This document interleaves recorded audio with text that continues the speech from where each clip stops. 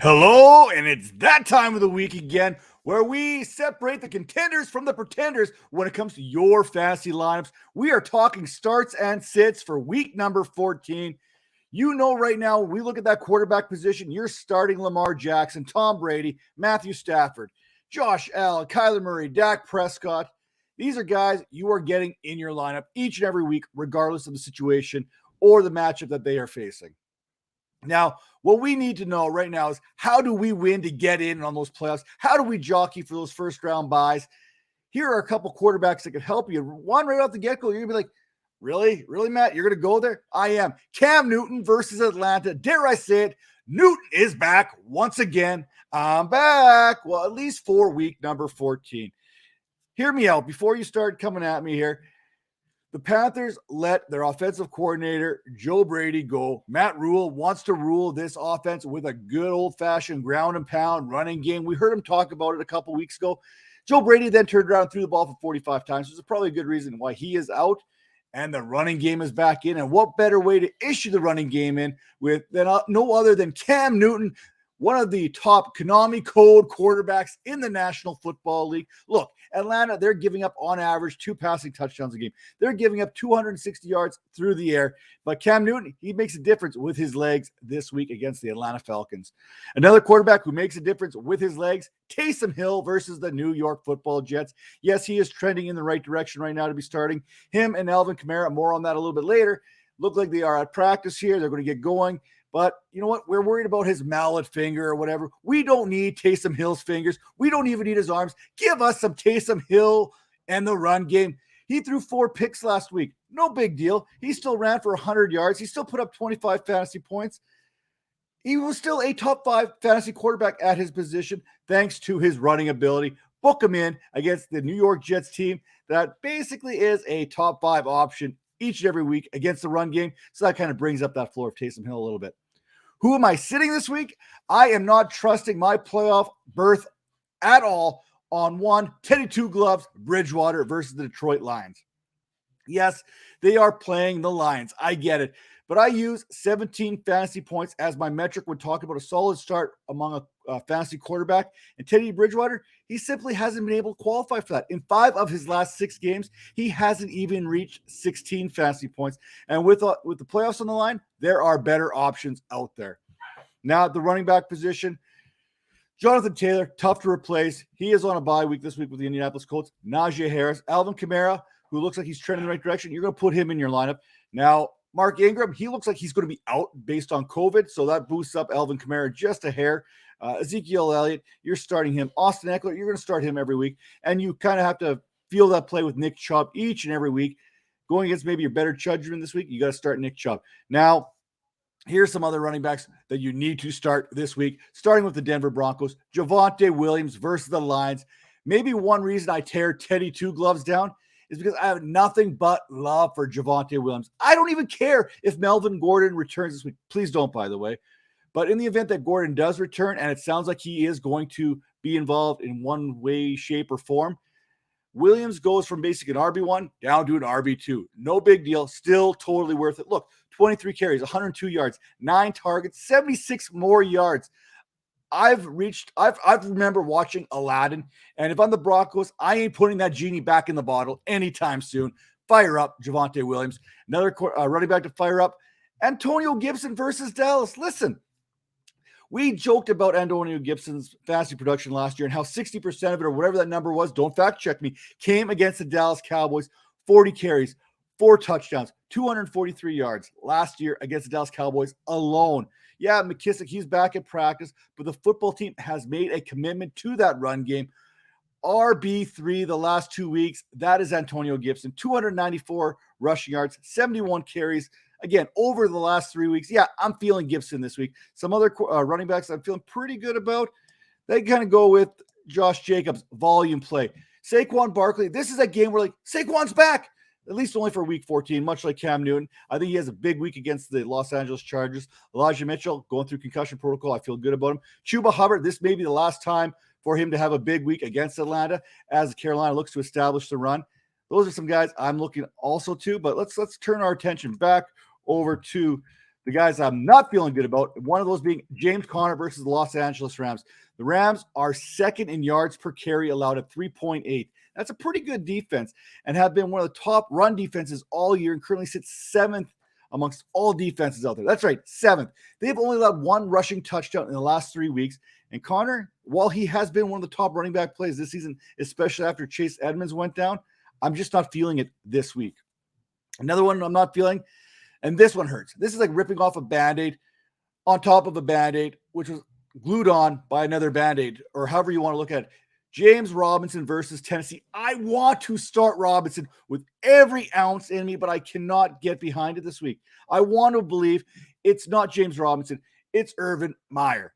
Now, we've seen this on multiple occasions where, you know what, squeaky wheel gets the grease. Robinson's been vocal about his usage in this offense, especially after fumbling and then basically being sidelined the rest of the game. Then all of a sudden, Carlos Hyde comes in, fumbles, but nothing happens to him. Maybe it's a Buckeye thing. I don't know. I can't get behind Urban Meyer, and I certainly don't want to get in front of him. Now, some other running backs I will not get in on this week. That is Darrell Henderson. I don't know what's going on, but there's something going on there in Los Angeles with Darrell Henderson. Hence the reason we see a little bit more Sony Michel. Clyde Edwards-Helaire, another guy. Darrell Williams, he came out. He's a red flag when it comes to Clyde Edwards-Helaire for me. I mentioned Mark Ingram. He is out, tested positive for COVID. Maybe some Tony Jones. No. It's Alvin Kamara or bust there in New Orleans.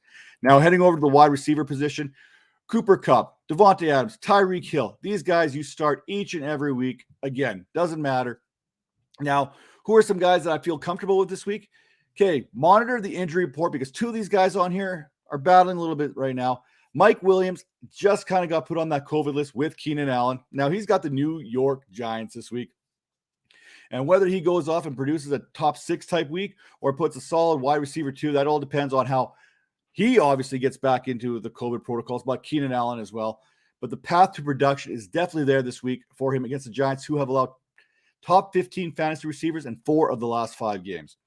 Another receiver I like, Cincinnati's T. Higgins against San Francisco. I know I shouldn't get cute here, but I'm following a couple trends. First, Higgins has averaged 26.1 fantasy points per game over the last 2 weeks. That's the most of any wide receiver, and he faces a 49ers team that have surrendered top 12 production to receivers in 3 of the last 4 games. 2 trends, 1 start. Trust T. Higgins this week. Another guy I'm trusting, again, injury report here, Elijah Moore versus the New Orleans Saints. I believe it was our own Tara Roberts who said it. When she hears the name Moore, she automatically goes to Elijah. Not DJ, not Rondell, but the Jets wide receiver. Now, 12 more. See what I did there? Targets hauling in last week. 6 catches, 77 yards, finishing as a wide receiver 9. It was hard to kind of trust Elijah Moore with Zach Wilson coming back. But Wilson, maybe he studied a little bit of film. Maybe a teammate just came up to the side of him and slapped him side the head and said, feed Moore the ball. It's that simple. Now, of note, Jets wide receiver Corey Davis, he's out the rest of the year. This one hurts on a personal level, but I'm not going to let my personal feelings get too involved on this. Now, I mentioned monitor that injury report. Moore is on there day-to-day like the rest of us, this time with a quad injury. I also like Russell Gage this week, a guy I really feel that the Falcons are going to go to is down the stretch. Now, a sleeper, KJ Osborne, Adam Thielen, he was ruled out on Wednesday.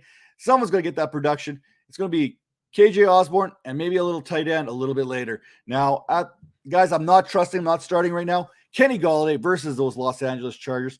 I hope you have not been relying on Golladay as a start, because if you have, you know the feeling of disappointment. 3 catches, 37 yards, and another injury, this time to his ribs.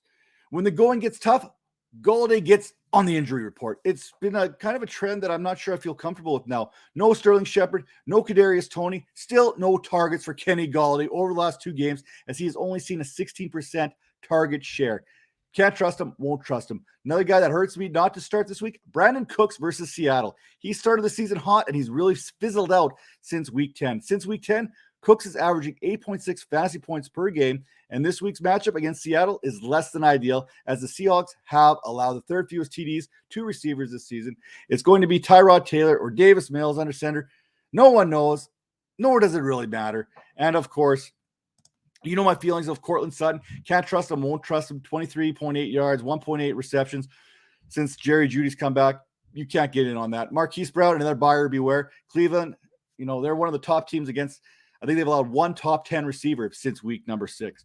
Now moving over to the tight ends, I can get behind Travis Kelce. I can get behind Darren Waller if he's healthy. Mark Andrews, Kyle Pitts, George Kittle, Rob Gronkowski. Start him. It's the tight end position. But here are 2 more and another sneaky play to get behind. Ty Conklin versus Pittsburgh. Give me the volume all day, every day, and twice on Sundays, especially when it comes to the tight end position. Conklin saw 9 targets last week. And again, with Adam Thielen nursing that ankle, and he is out this week, we already know someone's going to pick up that production. Now, we know Osborne's going to get those receiving numbers. He's going to fill that void at Thielen at the wide receiver position. But you know what? Thielen also had 10 touchdowns this year, and I would expect Tyler Conklin to fill that void in the red zone.